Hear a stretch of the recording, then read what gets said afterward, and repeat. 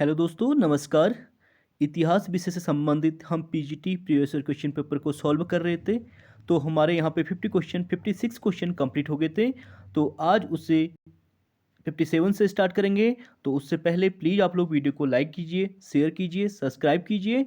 तो चलिए स्टार्ट करते हैं। आज का जो पहला क्वेश्चन है, तालिकोटा का युद्ध हुआ था।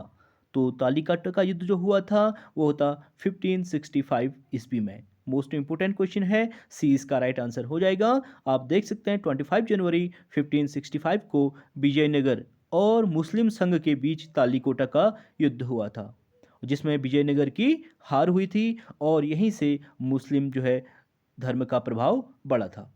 और इस युद्ध को राक्षसी तगड़ी का युद्ध भी कहा जाता है। मोस्ट इंपोर्टेंट, इसे नोट डाउन कर सकते हैं। पूछा गया क्वेश्चन है, तालिकोटा का युद्ध और राक्षसी तगड़ी का युद्ध किससे कहा जाता है।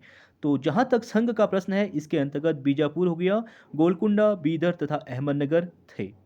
और ये सभी कि बहमनी राज्य के खंडों से बने 5 मुस्लिम राज्य थे और इस युद्ध में बरार ने भाग नहीं लिया था। यहाँ से क्वेश्चन ये भी पूछा गया है, तो इसमें पार्टिसिपेट किसने नहीं किया था। तो बरार इसमें सम्मिलित नहीं हुआ था। बाकी आपका बीजापुर, गोलकुंडा, बीदर और अहमदनगर शामिल हुए थे।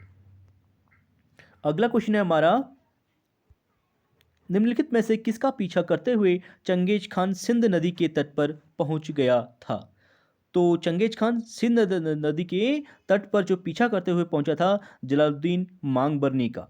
दूसरा इसका राइट आंसर हो जाएगा, यानी जलालुद्दीन मांगबरनी का पीछा करता हुआ चंगेज खान सिंध नदी के तट पर पहुंचा। उस समय दिल्ली सल्तनत का शासक कौन था? इल्तुतमिश था। प्लीज आप लोग वीडियो को लाइक जरूर करें।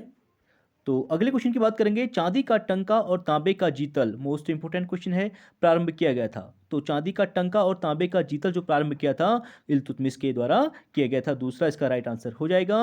आप देख सकते हैं शुद्ध अरबी सिक्का चलाने वाला इल्तुतमिश ही पहला तुर्क सुल्तान था जिसने चांदी का टंका, तांबे का जीतल नामक मुद्रा का प्रचलन इल्तुतमिश ने किया था। और नेल्सन राइट का कहना है कि विदेशों में प्रचलित टंकों पर टकसाल का नाम लिखने की परंपरा के श्री गणेश का श्रेय जो है इल्तुतमिश को ही दिया जा सकता है। अगला है हमारा, निम्नलिखित में से किसने दाग ओ चेहरा यानी घोड़ों को दागने और सैनिकों के वर्णन वृत्त प्रथा का प्रारंभ किया था। तो घोड़ों को दागने और सैनिकों का वर्णन वृत्त का मतलब है सैनिकों का हुलिया, ठीक है। ड्रेस कोड जो लागू किया था वो किया था अलाउद्दीन खिलजी ने। सी इसका राइट आंसर हो जाएगा। आप देख सकते हैं युद्ध के समय सैनिक अपने स्थान पर कोई अन्य व्यक्ति न भेज दे, इसकी जांच पड़ताल के लिए अलाउद्दीन खिलजी ने जो है सैनिकों का हुलिया लिखने की प्रथा का प्रारंभ किया था। और इस प्रकार सैनिकों द्वारा अच्छे घोड़े में परिवर्तन न किए जाने हेतु घोड़ों को दागने की जो प्रथा का श्रीगेश भी अलाउद्दीन खिलजी के द्वारा किया गया था। अगला है, निम्नलिखित में से किसका कथन है कि मोहम्मद बिन तुगलक जो है देवगिरी को अपनी राजधानी इसलिए बनाना चाहता था क्योंकि यह साम्राज्य के केंद्र में स्थित था। किसका? जियाउद्दीन बर्नी का। पहला इसका राइट आंसर हो जाएगा। आप इसमें देख सकते हैं दिल्ली के स्थान पर देवगिरी को राजधानी बनाए जाने के अनेक कारण थे। जैसे जियाउद्दीन बर्नी का कहना था कि देवगिरी साम्राज्य के केंद्र में स्थित होने के कारण महत्वपूर्ण था, जबकि इब्न बतूता बताता है कि सुल्तान को दिल्ली के नागरिकों से असम्मानपूर्ण पत्र प्राप्त होते थे। अर्थात लोग जो है पत्र लिखते थे, गालियां लिखते थे, उसमें इसका वर्णन किया गया है। अतः उन्हें दंडित करने के लिए देवगिरी को राजधानी बनाने का निर्णय लिया। और इसामी कहता है कि दिल्ली के नागरिकों की शक्ति को तोड़ने के लिए उन्हें दक्षिण भारत ले जाना चाहता था। डॉक्टर निजामी का कहना है कि मोहम्मद तुगलक का लक्ष्य जो है 2 राजधानियां दिल्ली और दौलताबाद बनाने का था। अगला क्वेश्चन है हमारा, निम्नलिखित में से कौन दिल्ली सुल्तानों के अधीन सैन्य विभाग का प्रमुख होता था। तो दिल्ली सुल्तानों के अधीन जो सैन्य विभाग का प्रमुख होता था, आरिज ए मुमालिक। सी इसका राइट आंसर हो जाएगा। आप देख सकते हैं दिल्ली सुल्तानों के अधीन जो सैन्य विभाग का प्रमुख आरिज ए मुमालिक होता था, उसका विभाग जो है दीवाने अर्ज था। दीवाने अर्ज मोस्ट इंपोर्टेंट, ये सैन्य विभाग से संबंधित था और उसका कार्य जो है सैनिकों की भर्ती, उनका विवरण रखना तथा अस्त्र शस्त्र की व्यवस्था रखना था। अगला क्वेश्चन है हमारा, अब्दुल रज्जाक, ठीक है, जिसने विजयनगर राज्य का फारसी में विस्तृत विवरण लिखा था, मिर्जा शाहरुख के दूत के रूप में विजयनगर दरबार में आया था। तो इसका राइट आंसर हो जाएगा देवराय द्वितीय के राज्यकाल में। यानी अब्दुल रज्जाक देवराय द्वितीय के शासनकाल में भारत आया था। तीसरा इसका राइट आंसर हो जाएगा। आप देख सकते हैं मिर्जा शाहरुख का दूत अब्दुल रज्जाक जो है विजयनगर साम्राज्य के संगम वंशी शासक देवराय द्वितीय के समय विजयनगर आया था और अब्दुल रज्जाक ने विजयनगर के बाजारों में हीरे, मोती एवं अन्य कीमती पत्थरों के बेचे जाने का उल्लेख करते हुए देवराय द्वितीय की भरपूर प्रशंसा की है। अगला क्वेश्चन है सूची 1 को सूची 2 से मिलाने की बात कर रहा है, तो इसे देख लेते हैं। बीदर का संबंध किससे हो जाएगा? बीदर का आपका अमीर अली वारिद से हो जाएगा, यानी ए का तीसरा हो जाएगा।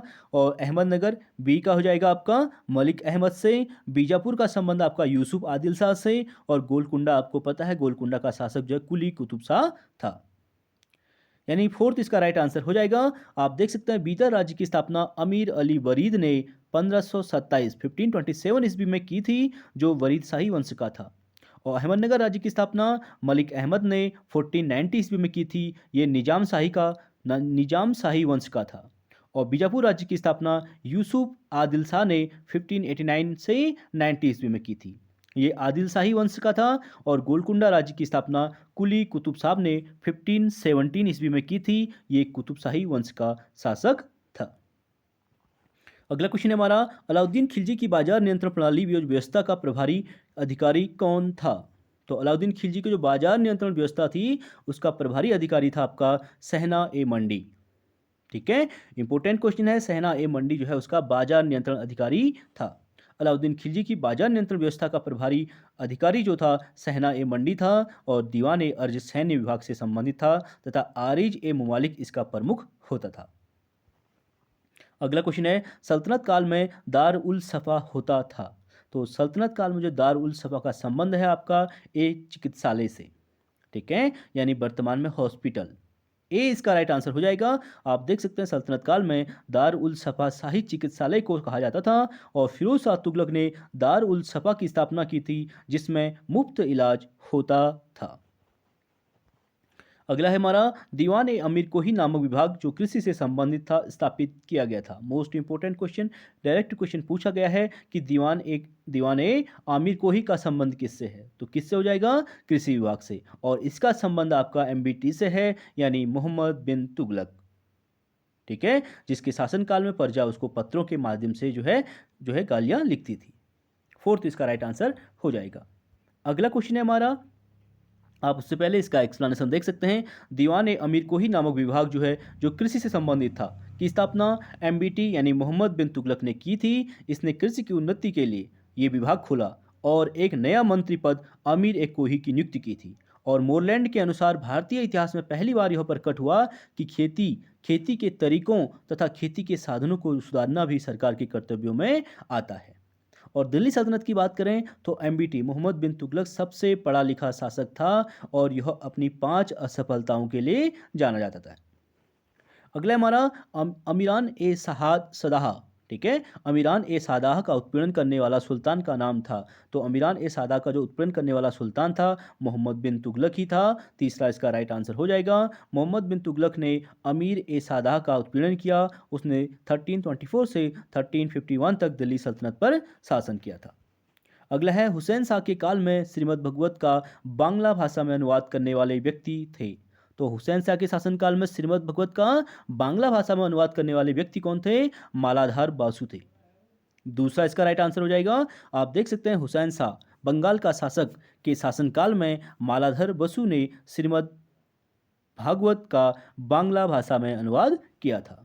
अगला है, आगरा नगर की स्थापना की गई थी। तो आगरा की स्थापना किसने की थी? सिकंदर शाह द्वारा, ठीक है, सिकंदर शाह लोदी के द्वारा की गई थी, यानी दूसरा इसका राइट आंसर हो जाएगा। और शाह की उपाधि जो इनको किसने दी थी? बलभद्र शाह के द्वारा दी गई थी।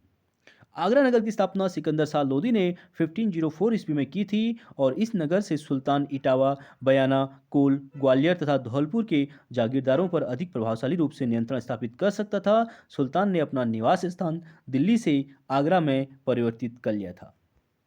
अगला क्वेश्चन है, अमीर खुसरो बर्नी से कितने वर्ष बड़े थे? तो अमीर खुसरो बर्नी से, जियाउद्दीन बर्नी से कितने वर्ष बड़े थे पूछा गया है। तो 32 इसका राइट आंसर हो जाएगा, यानी बी। आप देख सकते हैं अमीर खुसरो अपने समय के महान विद्वान थे जिन्होंने 8 सुल्तानों का शासन देखा था। मोस्ट इंपोर्टेंट ये क्वेश्चन भी पूछा गया है कि वह कौन सा शासक था जिसने 8 सुल्तानों का इतिहासकार था जिसने 8 सुल्तानों का शासनकाल देखा। तो कौन हो जाएगा? अमीर खुसरो। और इनका जन्म जो है 1253 ईस्वी में उत्तर प्रदेश के पटियाली गांव में हुआ था। जियाउद्दीन बन्नी का जन्म दिल्ली के एक शिक्षित एवं धनवान परिवार में 1285 ईस्वी में हुआ था और इस प्रकार खुसरो बन्नी से 32 वर्ष बड़े थे। अगला क्वेश्चन है, निम्नलिखित में से कौन सा अभिलेख भागवत धर्म के इतिहास के लिए महत्वपूर्ण है? तो भागवत धर्म के इतिहास के लिए जो महत्वपूर्ण है वो है बेसनगर स्तंभ अभिलेख। मोस्ट इंपोर्टेंट अभिलेख है। दूसरा इसका राइट आंसर हो जाएगा। आप देख सकते हैं बेसनगर स्तंभ अभिलेख भागवत धर्म के इतिहास की जानकारी की दृष्टि से अति महत्वपूर्ण अभिलेख है। इससे यह स्पष्ट होता है कि तक्षशिला का जो यवन राजदूत हेलियोडोरस ने भागवत धर्म स्वीकार किया तथा इस स्तंभ की स्थापना करवाई। और पुरातात्विक प्रमाणों से भागवत धर्म की लोकप्रियता का विशेष विवरण प्राप्त होता है। अगला क्वेश्चन है, वारकरी संप्रदाय के प्रमुख देवता थे? तो वारकरी संप्रदाय के जो प्रमुख देवता थे वो थे विट्ठल। ठीक है, फोर्थ इसका राइट आंसर हो जाएगा। आप देख सकते हैं वारकरी संप्रदाय में विट्ठल के रूप में बालकृष्ण की पूजा की जाती है। किसकी पूजा की जाती है? बालकृष्ण की, यानी कृष्ण के बाल रूप की। ठीक है, कृष्ण को ही विट्ठल के रूप में भी जाना जाता है। और विठोवा पूजा का प्रचलन दक्षिणी भारत में नामदेव ने किया था। अगला है हमारा, शेख निजामुद्दीन औलिया का जन्म हुआ था? तो शेख निजामुद्दीन औलिया का जो जन्म हुआ था बदायूं में हुआ था। सी इसका राइट आंसर हो जाएगा। इसमें देख सकते हैं शेख निजामुद्दीन औलिया का जन्म बदायूं में 1236 ईस्वी में हुआ था। ये बाबा फरीद के शिष्य थे और 20 वर्ष की आयु में अजोधन गए थे और वहीं उन्होंने बाबा फरीद की शिष्यता ग्रहण की थी और 1258 ईस्वी में ये दिल्ली आए और यहीं से अपनी शिक्षाओं का प्रचार प्रसार प्रारंभ किया था। शेख निजामुद्दीन औलिया को महबूब ए इलाही और सुल्तान उल औलिया भी कहा जाता है। ये इनकी उपाधि है, तो इसे आप नोट डाउन कर सकते हैं। ये पूछा गया है, महबूब ए इलाही के नाम से किसे जाना जाता है। अगला क्वेश्चन है, मध्यकालीन भारत के उस संत कवि का नाम जिसने निपख के मार्ग का अनुमोदन किया था? तो निपख के मार्ग का अनुमोदन करने वाले थे दादू दयाल। ए इसका राइट आंसर हो जाएगा। संत दादू दयाल ने निपख के मार्ग का अनुमोदन किया। ये गुजरात के निवासी थे। इन्होंने ब्रह्म संप्रदाय की स्थापना की थी। अगला क्वेश्चन है, वह स्थान जहां रामानुज शिक्षण कार्य करते थे? तो जहां रामानुज ने शिक्षण कार्य किया था वो स्थान है आपका श्रीरंगपट्टनम। ठीक है, फोर्थ इसका राइट आंसर हो जाएगा। रामानुज श्रीरंगम में शिक्षण कार्य करते थे। उनका जन्म कांची के पास श्री पेरुम्बूर में हुआ था और श्रीरंगम के मठ में निवास करते हुए उन्होंने वैष्णव धर्म का प्रचार किया। उनके अथक प्रचार प्रसार के परिणाम स्वरूप यह धर्म जो है उत्तरोत्तर बढ़ता गया। अगला क्वेश्चन हमारा, भेदाभेद सिद्धांत का प्रतिपादन किया गया था? तो भेदाभेद जो सिद्धांत था उसका प्रतिपादन निम्बकाचार्य के द्वारा किया गया था। दूसरा इसका राइट आंसर हो जाएगा। आप देख सकते हैं निम्बकाचार्य जो है राधा कृष्ण के भक्त थे। ठीक है, जो निम्बार्क थे वो राधा कृष्ण के भक्त थे। इन्होंने द्वैत या फिर भेदाभेद नामक दार्शनिक सिद्धांत का प्रतिपादन किया था, द्वैतवाद। ठीक है, जिसके अनुसार आत्मा तथा परमात्मा का भेद दिखता तो है लेकिन भेद है नहीं, ये निम्बकाचार्य का मानना था। अगला हमारा, जहांगीर के दरबार में निम्नलिखित चित्रकारों में से कौन प्राकृतिक विषयों के चित्रण के लिए प्रसिद्ध था? तो नेचुरल की बात करें, प्राकृतिक विषयों का चित्रण के लिए प्रसिद्ध जो था वो था उस्ताद मंसूर। ठीक है, आपको सी इसका राइट आंसर हो जाएगा। आपको पता है उस्ताद मंसूर जो है पशु पक्षियों से संबंधित था। तो उस्ताद मंसूर जहांगीर के दरबार को सुशोभित करता था। वह प्राकृतिक विषयों के चित्रण में बहुत दक्ष था। उस्ताद मंसूर द्वारा दुर्लभ पशुओं तथा पक्षियों तथा पुष्पों आदि के चित्र विशेष दर्शनीय हैं। अगला क्वेश्चन है, निम्नलिखित में से किसने तबकात ए अकबरी की रचना की थी? तो तबकात ए अकबरी की रचना जो की थी निजामुद्दीन अहमद ने। तीसरा इसका राइट आंसर हो जाएगा। आप देख सकते हैं बदायूनी की रचना तारीख ए बदायूनी है, जबकि तारीख ए शेरशाही अब्बास खां शेरवानी की रचना है और निजामुद्दीन अहमद ने तबकात ए अकबरी की रचना की, जबकि अबुल फजल ने अकबरनामा लिखा था। मोस्ट इंपोर्टेंट, चारों बुक इंपोर्टेंट हैं, आप नोट डाउन कर सकते हैं, एग्जाम में यहाँ से पूछा गया है। अगला है, निम्नलिखित में से किसको मदद ए मास यानी अनुदान प्रदान किए जाते हैं? तो मदद ए मास यानी अनुदान जो प्रदान किए जाते हैं वो संतों और विद्वानों को। तीसरा इसका राइट आंसर हो जाएगा मदद ए मास अनुदान संतों और विद्वानों को प्रदान किए जाते हैं। अगला क्वेश्चन है हमारा, निम्नलिखित में से कौन सा ग्रंथ दारा सिकों की रचना नहीं है? तो कौन सा ग्रंथ है जो दारा सिकों की रचना नहीं है? वह है आपका दार, ठीक है, दाराबनामा। सिर ए अकबर दारा सिकों का है, मजम उस बहरीन भी है, समुद्र संगम भी है, लेकिन दाराबनामा जो है दारा सिकों की रचना नहीं है। दाराबनामा दारा सिकों की रचना नहीं है। दारा सिकों ने 52 उपनिषदों का 52 उपनिषदों का सिर ए अकबर के नाम से जो है अनुवाद किया था, तथा उसने मजम उल बहरीन यानी दो समुद्रों का मिलन नामक ग्रंथ की रचना भी की थी। अगला है हमारा, अकबर ने मनसब प्रणाली की स्थापना की थी। तो अकबर के द्वारा जो मनसब प्रणाली चलाई गई थी वो चलाई गई थी 1575 में, जब उसने इबादत खाने की स्थापना की थी। यानी तीसरा इसका राइट आंसर हो जाएगा। आप देख सकते हैं अकबर ने 1575 ईस्वी में अपने सैनिक संगठन की शुरुआत मनसबदारी व्यवस्था के द्वारा की थी, और मनसब का आशय है श्रेणी अथवा पद। मनसबदार का आशय उस अधिकारी से है जिसे शाही सेना में एक पद या श्रेणी प्राप्त थी। यह मनसबदारी व्यवस्था दशमलव प्रणाली पर आधारित थी। अगला क्वेश्चन है, सुलह एक कुल की धारणा आधारित है। मोस्ट इंपोर्टेंट क्वेश्चन है, बहुत बार पूछा गया है। तो सुलह एक कुल की जो नीति का संबंध हो जाएगा बहदूद, ठीक है, बहदुतुल वजूद के सिद्धांत पर, यानी अकबर से संबंधित है। सी इसका राइट आंसर हो जाएगा। आप देख सकते हैं अकबर ने महसूस किया कि सभी धर्मों का एक ही उद्देश्य है, अतः उसने सर्वधर्म समन्वय अर्थात सब धर्मों की अच्छी बात लेने का मार्ग पकड़ा, और इसी को सुलह कुल कहा गया। क्योंकि जो अकबर ने इबादत खाने का निर्माण किया था 1575 में, पहले सिर्फ मुस्लिम धर्म के लोगों को इनवाइट किया था, उसके बाद उसने सभी धर्मों को उसमें पार्टिसिपेट किया करने के होने के लिए कहा था। और इसमें इस्लाम का एक ईश्वरवाद था, जो पारसी धर्म के अनुसार सूर्य और अग्नि उस ईश्वर के प्रकाश और तेज के रूप में पूजनीय थे। हिंदू और जैन धर्मों के अहिंसावाद की इस धर्म पर गहरी छाप पड़ी है।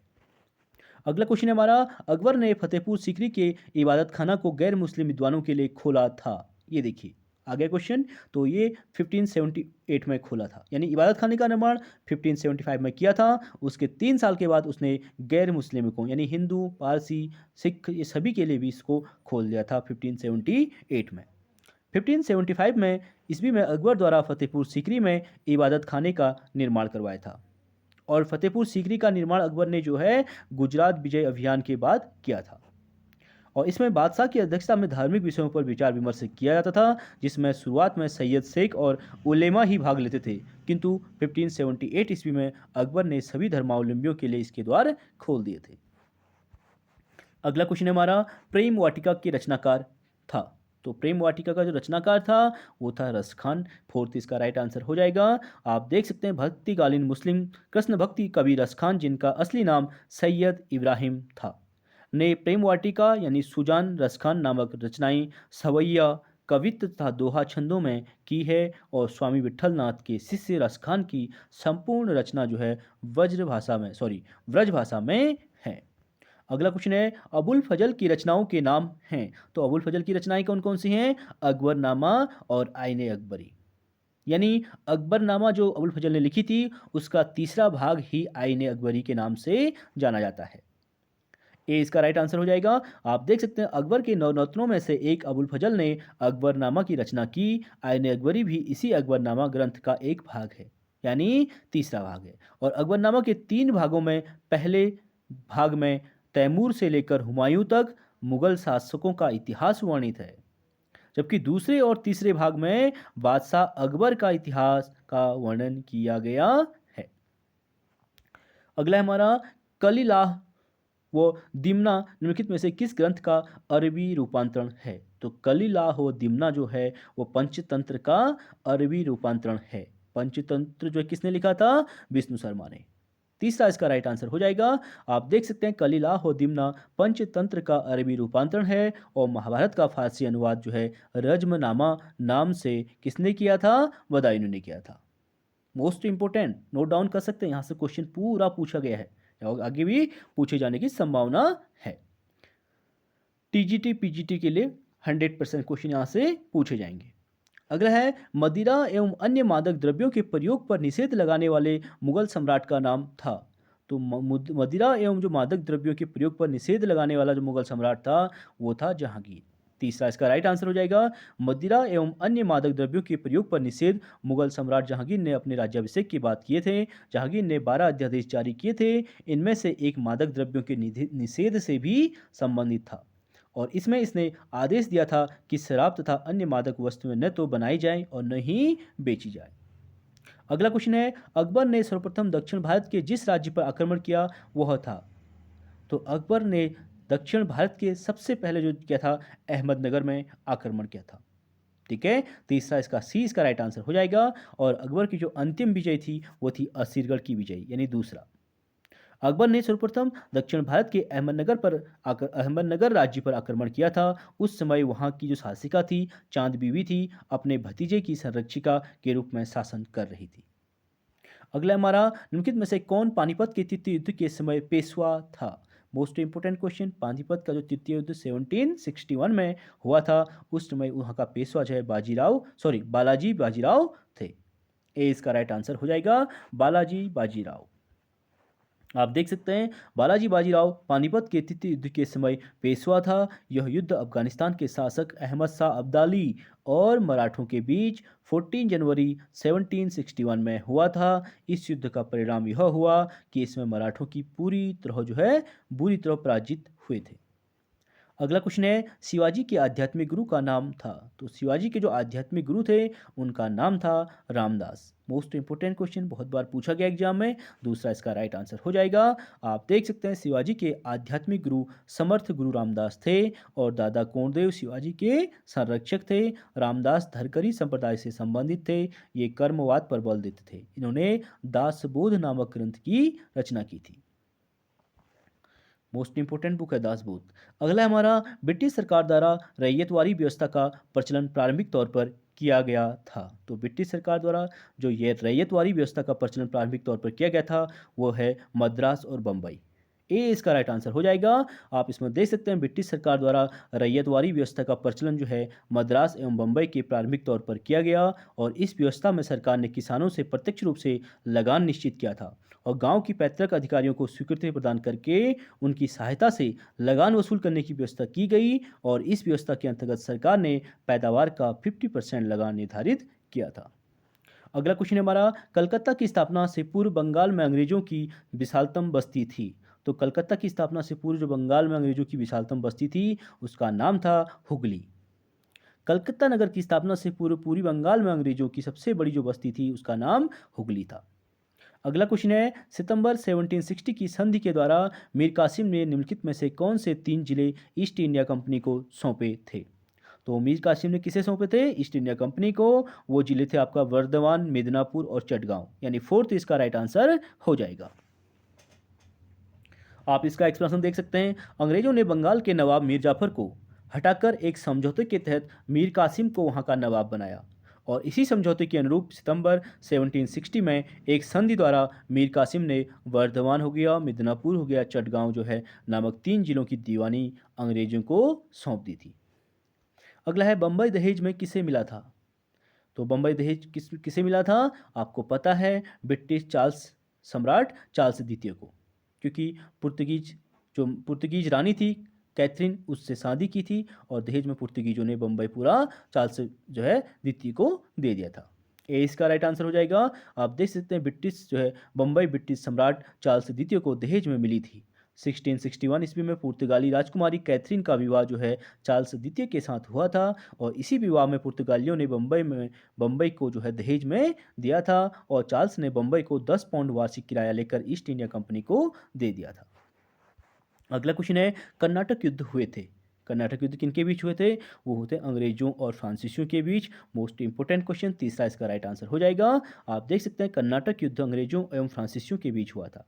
व्यापार से प्रारंभ होकर फ्रांसीसी एवं अंग्रेज कंपनियां भारत की राजनीति में उलझ गई। इन दोनों ने कंपनियों का उद्देश्य जो है अधिकाधिक व्यापार उठाना था। इसके लिए एकाधिकार की आवश्यकता थी और तो दोनों में युद्ध हुआ। यह युद्ध 3 बार हुआ था। पहला कर्नाटक का जो प्रथम युद्ध हुआ था 1746 से 48 के बीच हुआ था और कर्नाटक का द्वितीय युद्ध यानी अंग्रेजों और फ्रांसीसियों के बीच जो हुआ था 1749 से 54 हुआ था और कर्नाटक का तृतीय युद्ध जो हुआ था 1756 से 63 ईस्वी में हुआ था। इसे सप्तवर्षीय युद्ध के नाम से भी जाना जाता है तृतीय युद्ध को।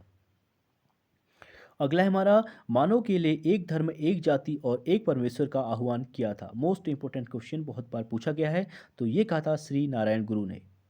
दूसरा इसका राइट आंसर हो जाएगा। आप देख सकते हैं मानव के लिए एक धर्म, एक जाति तथा एक परमेश्वर का आह्वान जो है श्री नारायण गुरु ने किया था।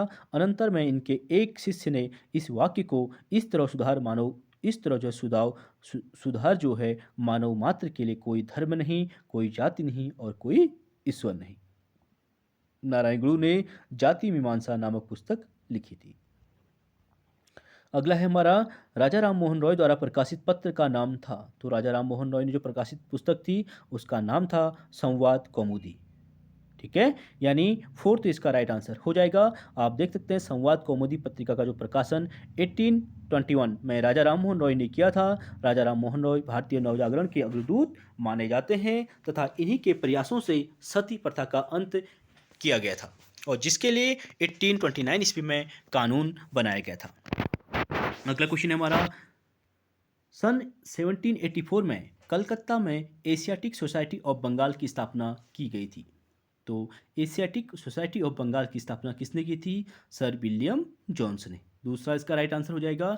आप इसमें देख सकते हैं 1783 में विलियम जोन्स का भारत आगमन हुआ। उन्हें भारतीय संस्कृति से विशेष लगाव था। प्राचीन भारतीय गौरव के अभिज्ञान हेतु उनके द्वारा कलकत्ता में एशियाटिक सोसाइटी ऑफ बंगाल की स्थापना की गई थी। अगला क्वेश्चन है हमारा, निम्नलिखित में से किसने रामकृष्ण मिशन यानी 1896 की स्थापना की थी? तो रामकृष्ण मिशन की स्थापना 1896 में किसने की थी? नरेंद्र नाथ दत्त ने। तीसरा इसका राइट आंसर हो जाएगा। आप देख सकते हैं रामकृष्ण मिशन की स्थापना रामकृष्ण परमहंस के शिष्य स्वामी विवेकानंद यानी नरेंद्र नाथ दत्त, इनके बचपन का नाम था ये, ने 1 मई 1897 में कलकत्ता के निकट वेलूर में की थी। और स्वामी विवेकानंद ने 1893 में अमेरिका के शिकागो नगर में आयोजित विश्व धर्म सम्मेलन में अपने प्रथम भाषण से सबको जो है चमत्कृत कर दिया था। अगला है हमारा, 1857 के विद्रोह के समय जगदीशपुर के विद्रोहियों को नेतृत्व प्रदान किया गया था। तो किसने किया था जगदीशपुर से? आपको पता है, कुंवर सिंह के द्वारा। ठीक है, दूसरा इसका राइट आंसर हो जाएगा। जगदीशपुर बिहार में पड़ता है। जगदीशपुर में 1857 ईस्वी के विद्रोह के समय कुंवर सिंह द्वारा विद्रोहियों के नेतृत्व को प्रदान किया गया। उनके इस रवैये से नाराज होकर उनकी सारी संपत्ति अंग्रेजों ने अपने कब्जे में कर लिया और बार बार उनकी तरफ से अपील किए जाने पर भी अंग्रेजों ने उनको कोई असर नहीं पड़ा। यद्यपि उन्होंने विद्रोह की किसी प्रकार की योजना तैयार नहीं की थी। अंततः अंग्रेजों के इस प्रकार के व्यवहार के कारण विद्रोही सिपाहियों का दस्ता जैसे ही दानापुर से आरा पहुंचा, कुंवर सिंह उसमें शामिल हो गए थे। अगला है, नेतृत्व किया था बिजलिस कादिर। ठीक है, तो यहाँ पर दूसरा क्वेश्चन है आपका, नेतृत्व किया था पूछा गया है। तो इसको देख लेते हैं, बिजलिस कादिर ने। तो इसका एक्सप्लेनेशन आप देख सकते हैं,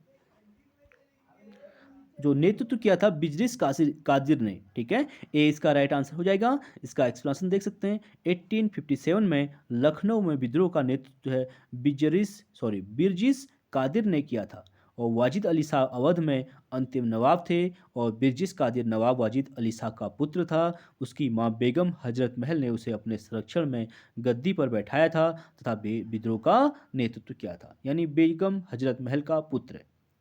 अगर बेगम हजरत महल आपको ऑप्शन में नहीं मिलेगा तो बिरजिस कादिर आप राइट करेंगे। अगला है हमारा, निम्नलिखित में से कौन सा प्रदेश भारत में सैनिकों की पौधशाला कहलाता है?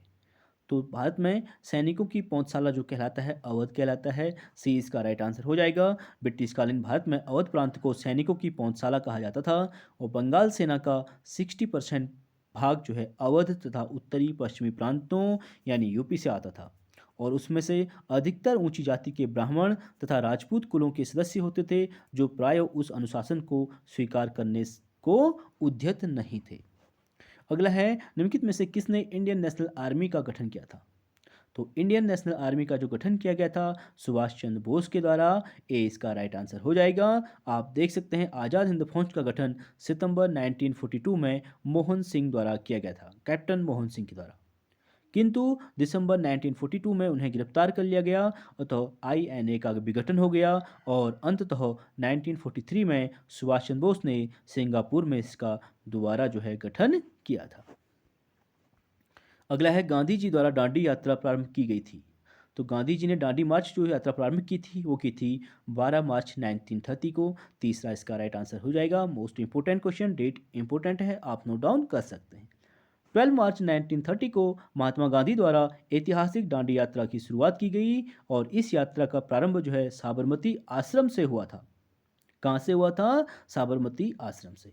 अपनी लंबी पद यात्रा के उपरांत 6 अप्रैल 1930 को दांडी पहुंचकर अवैध रूप से नमक बनाकर नमक कानून जो है तोड़ा एवं सविनय अवज्ञा आंदोलन की शुरुआत की थी।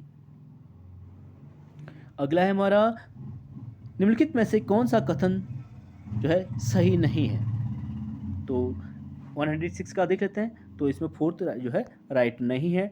आपका पहला है 1905 में बंगाल विभाजन हिंदुओं और मुसलमानों में अलगाव पैदा करने के उद्देश्य से किया गया था। बिल्कुल राइट स्टेटमेंट है। मुस्लिम लीग की स्थापना 1906 में आगा खान की द्वारा की गई थी। बिल्कुल राइट हो जाएगा। और अगला है आपका, लखनऊ समझौता हिंदू मुस्लिम एकता स्थापित करने की दिशा में एक महत्वपूर्ण अग्रिम कदम था। बिल्कुल राइट है। स्वदेशी आंदोलन गांधी जी ने 1905 में प्रारंभ किया था। भाई स्वदेशी आंदोलन के सूत्रधार महात्मा गांधी नहीं थे, तो ये रॉन्ग हो जाएगा। 1905 में स्टार्ट किया था लेकिन महात्मा गांधी ने नहीं किया था। स्वदेशी आंदोलन का सूत्रपात बंगाल विभाजन के विरोध में शुरू हुआ था, इसलिए बाकी विकल्प जो है ABC राइट हो जाएंगे। फोर्थ इसमें रॉन्ग हो जाएगा। अगला है, सुभाष चंद्र बोस द्वारा 1939 में निम्न में से किस संस्था की स्थापना की गई थी? तो 1939 में सुभाष चंद्र बोस ने फॉरवर्ड ब्लॉक नामक संस्था की स्थापना की थी। तीसरा इसका राइट आंसर हो जाएगा। आप देख सकते हैं 1939 ईस्वी में सुभाष चंद्र बोस ने फॉरवर्ड ब्लॉक का गठन किया। यह कार्य सुभाष चंद्र बोस ने त्रिपुरी सम्मेलन में कांग्रेस के अध्यक्ष पद से इस्तीफा देने के बाद किया था।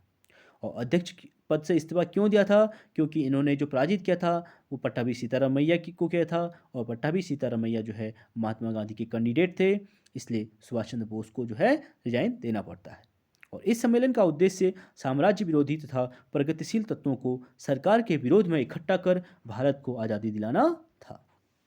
अगला है हमारा, ब्रिटिश सेना ने सेवारत भारतीय सैनिकों का पहला सैनिक विद्रोह निम्नलिखित स्थानों में से कहाँ हुआ था? तो पहला सैनिक विद्रोह आपको पता है बेल्लोर में। ठीक है, ये इसका राइट आंसर हो जाएगा। आप देख सकते हैं ब्रिटिश सेना में प्रथम विद्रोह 1806 में वेल्लोर में हुआ था। सेना का यह विद्रोह भारतीय धार्मिक प्रतीकों के स्थान पर ब्रिटिश हैट पहनने के नियम के विरुद्ध था, क्योंकि हैट के निर्माण में गाय व सुअर के चमड़े का प्रयोग हुआ था, इसीलिए सैनिकों ने विद्रोह किया था। अगला है हमारा, सूची 1 को सूची 2 से मिलाने की बात कर रहा है, तो इसे देख लेते हैं। ठीक है, नहीं मिलाने की बात नहीं कर रहा, ये कह रहा है कि कौन से सुमेलित हैं। ठीक है, ये इसमें कौन सुमेलित है कह रहा है, तो देख लेते हैं। अनुशीलन समिति का संबंध विनायक दामोदर वीडी सावरकर।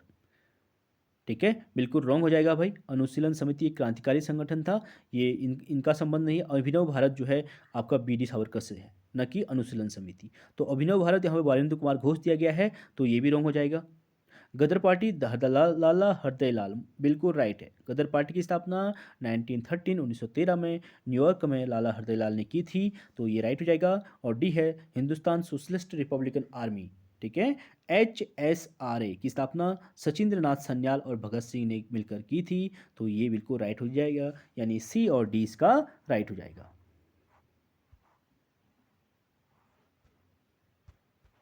यानी पहला इसका राइट आंसर हो जाएगा C और D। आप देख सकते हैं 1913 ईस्वी में गदर पार्टी का गठन लाला हरदय लाल द्वारा अमेरिका में किया गया था और अनुशीलन समिति का संबंध आपका वारिंद्र कुमार घोष एवं भूपेंद्र नाथ दत्त के द्वारा 1907 में कलकत्ता में स्थापित किया गया था। और 1904 में BD सावरकर द्वारा नासिक में अभिनव भारत की स्थापना की थी। इस प्रकार सचिंद्र नाथ सन्याल और भगत सिंह द्वारा 1928 ईस्वी में हिंदुस्तान सोशलिस्ट रिपब्लिकन आर्मी की स्थापना की गई थी। अगला है, जजमानी प्रथा का उल्लेख जो है करने वाले उपन्यास गणदेवता की रचना की गई थी। तो जजमानी प्रथा का जो उल्लेख किया था वो ताराशंकर बंदोपाध्याय के द्वारा। तीसरा इसका राइट आंसर हो जाएगा। आप इसमें देख सकते हैं, यानी जजमानी प्रथा का उल्लेख करने वाले उपन्यास गणदेवता की रचना जो है ताराशंकर बंदोपाध्याय द्वारा की गई थी। इस उपन्यास को 11 मई 1967 में भारतीय ज्ञानपीठ साहित्य पुरस्कार देने की घोषणा की गई थी। अगला है हमारा poverty and un-British rule in India नामक पुस्तक के लेखक कौन थे? तो poverty and un-British rule in India जो है मोस्ट इंपोर्टेंट बुक है, ये दादा भाई नौरोजी के द्वारा लिखी गई थी। सी इसका राइट आंसर हो जाएगा। और ड्रेन थ्योरी यानी धन का निष्कासन सिद्धांत भी इन्हीं के द्वारा दिया गया था। आप देख सकते हैं poverty and un-British rule in India नामक पुस्तक के लेखक दादा भाई नौरोजी थे। इन्होंने सर्वप्रथम अंग्रेजों द्वारा भारत से धन दोहन, ठीक है, यानी धन दोहन का मतलब है धन निष्कासन की नीति का विरोध किया, क्योंकि इसके कारण भारत जो है दिन प्रतिदिन निर्धन होता जा रहा था। अगला है बाबा रामचंद्र ने किसानों को संगठित किया था। तो बाबा रामचंद्र ने किसानों को अवध में संगठित किया था। ए इसका राइट आंसर हो जाएगा। देख सकते हैं बाबा रामचंद्र 1920 ईस्वी के मध्य एक किसान नेता के रूप में सामने आए। उन्होंने अवध के किसानों को संगठित करना प्रारंभ किया। ये तुलसीदास के रामचरितमानस की चौपाइयों द्वारा अवध के किसानों को प्रेरणा प्रदान की तथा 1920 ईस्वी में प्रतापगढ़ के पट्टी तहसील में स्थित रूरे गांव से किसान आंदोलन को प्रारंभ किया था। अगला है हमारा अगस्त 1946 में घोषित प्रथम अंतरिम राष्ट्रीय सरकार में निम्नलिखित में से कौन शामिल नहीं था?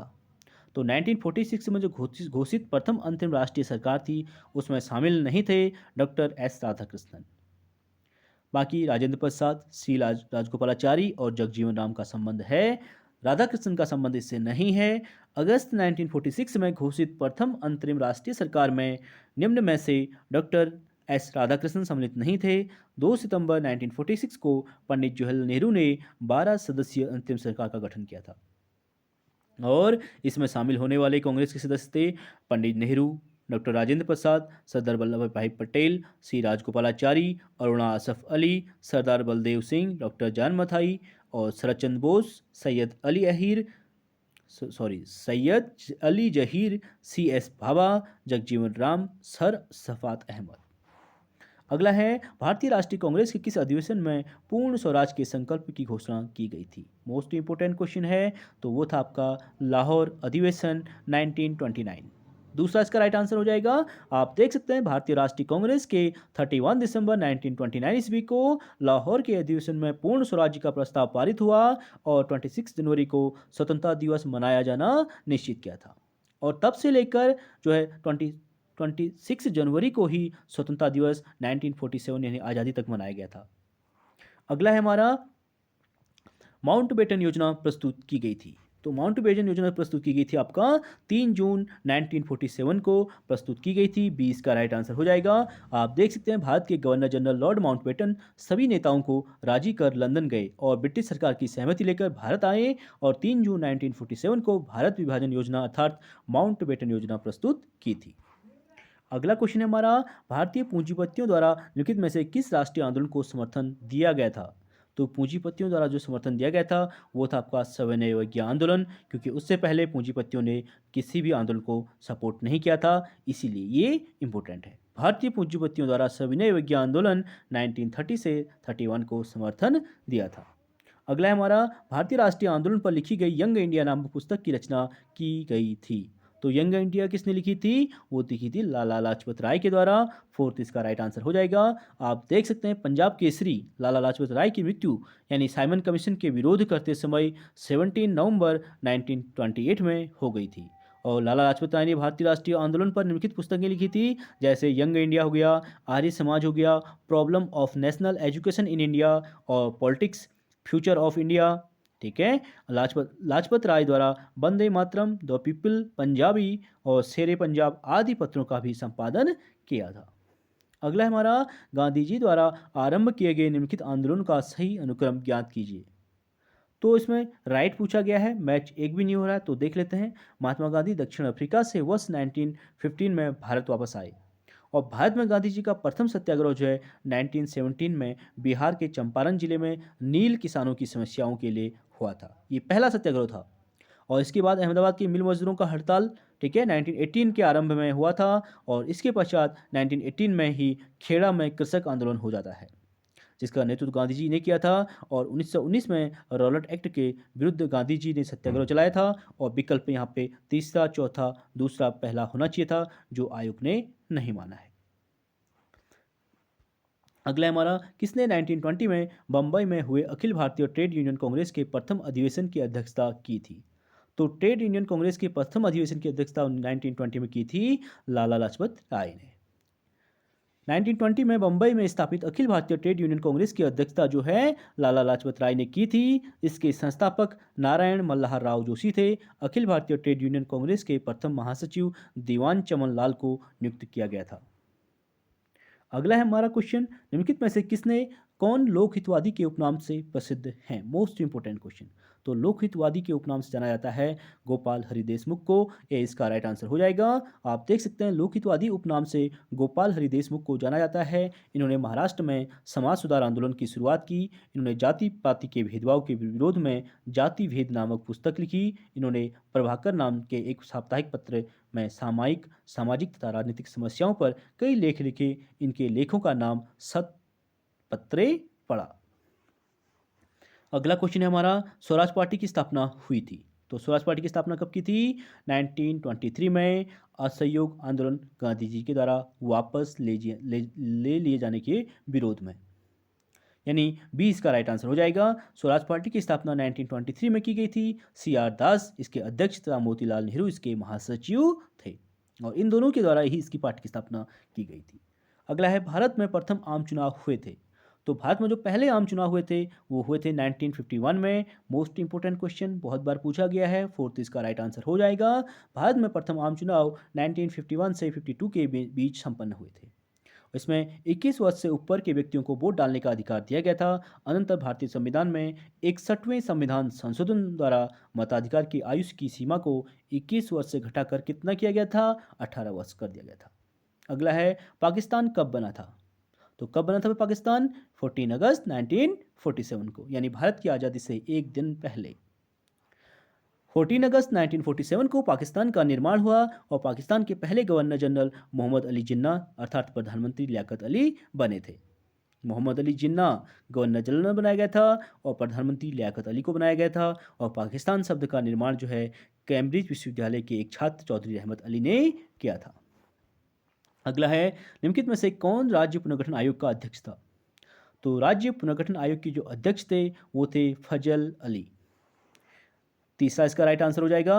राज्य पुनर्गठन आयोग का गठन 1953 में जस्टिस फजल अली और हृदय नाथ कुंजरू की अध्यक्षता में किया गया था, और सरदार KM पनिक्कर इसके सदस्य थे।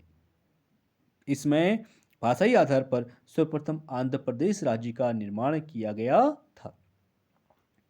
अगला है हमारा, निम्नलिखित में से कौन मुरक्का-ए-देहली के नाम का लेखक है?